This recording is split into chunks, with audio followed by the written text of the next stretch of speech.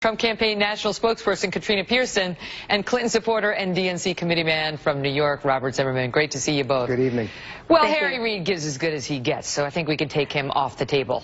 But let's talk about where Trump is, Katrina, because he's been on the straight and narrow for a few weeks and his poll numbers are doing great. So why start ripping on Anderson Cooper, who is a very solid journalist who's not even on the air this week? He's out of town. And why start threatening to go after Hillary, and why, for the love of God, won't he just say that Barack Obama was born in the United States? Well, look, here we are 15 months later, and still there are many in the media that expect Donald Trump to be some robotic politician, and that's just not who he is. He was asked to respond to Colin Powell's comments, and he did. He's not going to let the media determine what he talks about and when, and that's exactly what you're seeing here today. Mr. Trump is going to be Mr. Trump. He will respond when he feels like it. And it's just really unfortunate that Mr. Trump simply wants to focus on his policies, which is something that everyone's been saying they want to hear, but yet we keep hearing these diversionary tactics by the Clinton campaign and the media, which is CNN.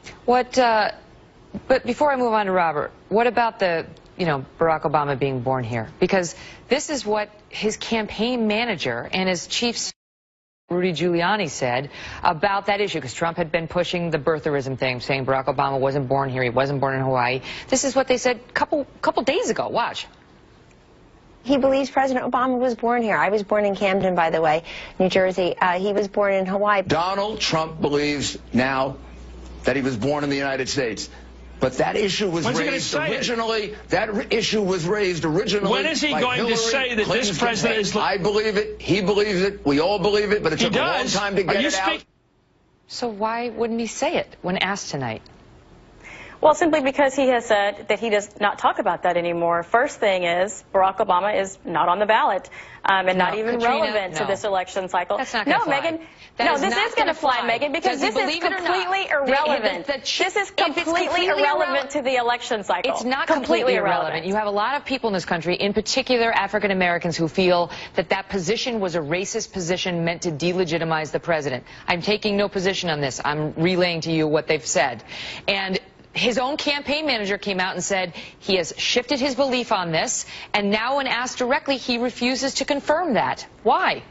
And you also have a poll in South Carolina that shows that Mr. Trump is pushing on 30% African-American support, and Hillary Clinton has insulted half of the country. That's a dodge. This is not, no, it's not, Megyn. I'm telling you, Mr. Trump has said he's not going to talk about it. I have given you the answer. He said yes. You want to know why? He said is up to him. Like there's like a tease baked into it. I just don't want to answer it yet. Robert, what do you think? The media is not going to force Mr. Trump to say anything he's not ready to say. The media didn't force him to come out and take a position being a birther, but he did. And now we're following up because he wants to be commander-in-chief. That came out of Hillary Clinton's campaign in 2008. That's already been established. Given the chance to question her about it, we certainly will. But right now we have you. Go ahead, Robert. Okay, let's be clear. It's not about asking Donald Trump to be robotic. It's about asking Donald Trump to have honor and decency and show respect for the truth. That's what's at issue here.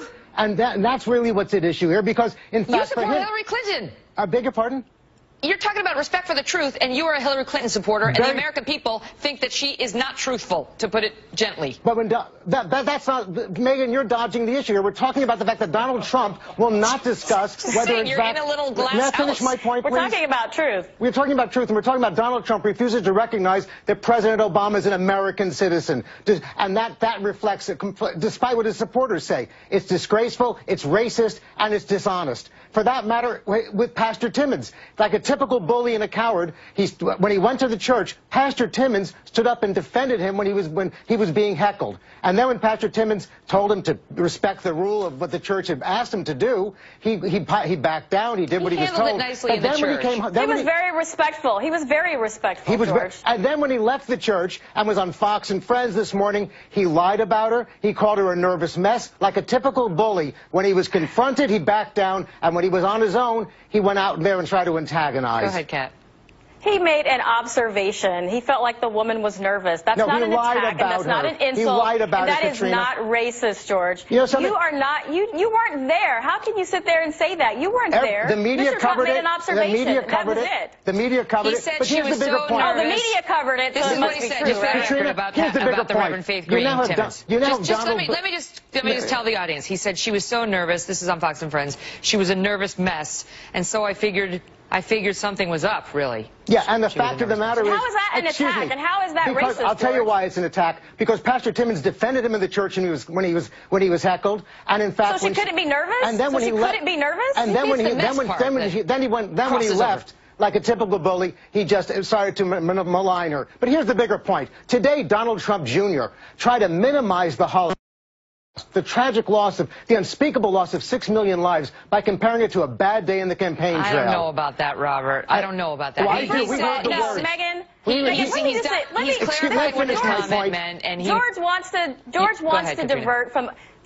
divert from other things like Hillary Clinton's IT. First of all, it's Robert. And secondly, when you talk, we're talking about showing George, respect for the. We're talking about, you brought up Donald Trump Jr., so That's I right. want to address because, that. No, he excuse talked me. about the gas chamber because it's a form of capital punishment right here in the United States as recently as 2010. Last week he brought up the electric chair. Katrina, just so let me just jump in, because you've lost the audience now. They don't know what you're talking about, and that's my job to make sure they do. Donald J. Trump Jr. Tonight said that he defended his comments, saying that they'd be warming up the gas chamber if Trump had said, I'm trying to find the original comment. In any event, he made some comment about if my dad did that, they'd be warming up the gas chamber for him. And then you had the Anti-Defamation League come out. And then you had the Anti-Defamation, if he acted like Clinton, he'd be getting the gas chamber. Anti-Defamation League said that's inappropriate. You don't make references to the Holocaust. He came out and said it was actually a reference to capital punishment. We're going to leave it at that. He's tried to clarify it. Great debate. Great to see you both.